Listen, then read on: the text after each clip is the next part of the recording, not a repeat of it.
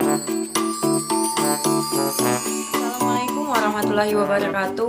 Halo semuanya. Kami dari kelompok 15 akan mempresentasikan tentang impulsive buying. Kelompok kami sendiri terdiri dari 3 orang. Yang pertama saya sendiri yaitu Resti Noviana, dan yang selanjutnya itu Wanda Agustin, dan yang terakhir yaitu Rinjani Ayu Rizky. Sebelum kita memulai presentasi, ada baiknya kita mengucapkan lapas basmalah terlebih dahulu. Bismillahirrahmanirrahim. Baiklah, materi yang pertama akan disampaikan oleh Wanda Agustin. Kepada Wanda kami persilakan untuk presentasi yang pertama. Assalamualaikum warahmatullahi wabarakatuh. Perkenalkan, nama saya Wanda Agustin. Kali ini saya akan membahas terkait dengan materi pembelian impulsif atau dengan nama lain impulsive buying. Apa itu impulsive buying? Menurut Rock dalam Verplanken 2001, impulsive buying itu didefinisikan sebagai pembelian yang tidak rasional dan pembelian yang cepat serta tidak direncanakan. Nah, biasanya ini terjadi karena adanya dorongan konflik pikiran ataupun dorongan-dorongan emosional. Jadi dapat diartikan sebagai pembelian yang tidak terencana, pembelian secara spontan karena adanya dorongan yang kuat untuk membeli pada saat itu juga. Sehingga biasanya pembelian impulsif ini sendiri cenderung mengabaikan konsekuensi negatif. Kelas saya Rinjani Ayu Rizky dengan NIM 1730901100 akan menjelaskan materi yang kedua, yaitu aspek-aspek pembelian impulsif.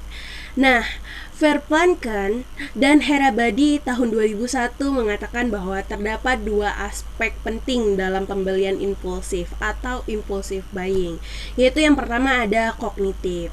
Nah, aspek ini fokus pada konflik yang terjadi pada kognitif individu yang meliputi yang pertama, kegiatan pembelian ini dilakukan tanpa pertimbangan harga suatu produk.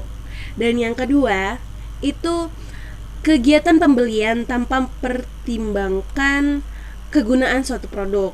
Dan yang ketiga itu individu tidak melakukan perbandingan produk. Nah, aspek selanjutnya yaitu emosional atau afektif.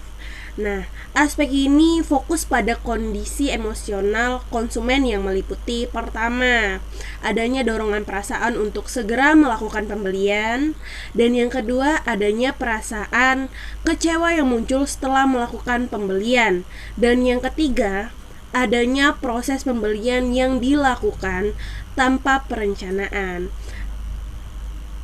Hal tersebut merupakan aspek-aspek dari pembelian impulsif. Mungkin sekian materi dari saya. Terima kasih. Wassalamualaikum warahmatullahi wabarakatuh.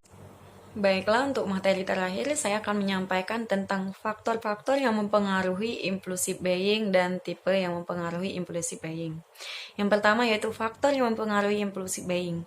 Menurut London dan Bita pada tahun 1993 menyampaikan ada 3 faktor yang mempengaruhi impulsive buying. Yang pertama yaitu produk, yang kedua yaitu pemasaran dan marketing, yang ketiga yaitu karakteristik konsumen.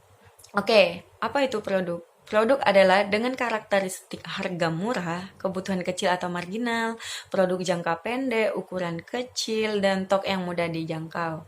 Dan yang kedua yaitu pemasaran dan marketing, yang meliputi distribusi dalam jumlah banyak, outlet yang self-service, iklan melalui media massa, yang sangat sugestible dan terus-menerus, iklan di titik penjualan, posisi display dan lokasi toko yang menonjol. Dan yang terakhir yaitu karakteristik konsumen.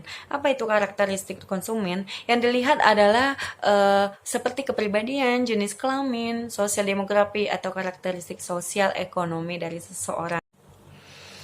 Oke, selanjutnya yaitu tipe yang mempengaruhi pembelian impulsif.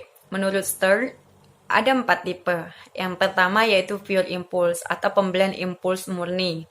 Pembelian dilakukan secara murni atau kesannya mendadak tanpa terencana. Misal kita ambil salah satu contoh, di toko butik terdapat baju yang sangat cantik dan kita langsung membeli baju tersebut.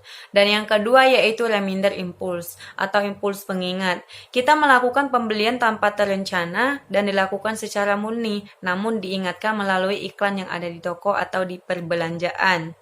Dan yang ketiga yaitu sugesti impuls atau impuls saran. Nah, pembelian ini juga dilakukan tanpa terencana dan dilakukan secara murni, akan tetapi dipengaruhi oleh penjual atau teman yang kita ajak di saat kita belanja tadi.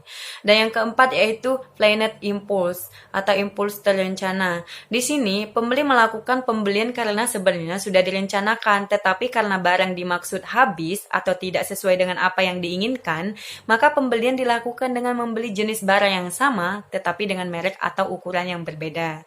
Nah, itu saja yang dapat saya sampaikan tentang materi terakhir. Terima kasih. Wassalamualaikum warahmatullahi wabarakatuh.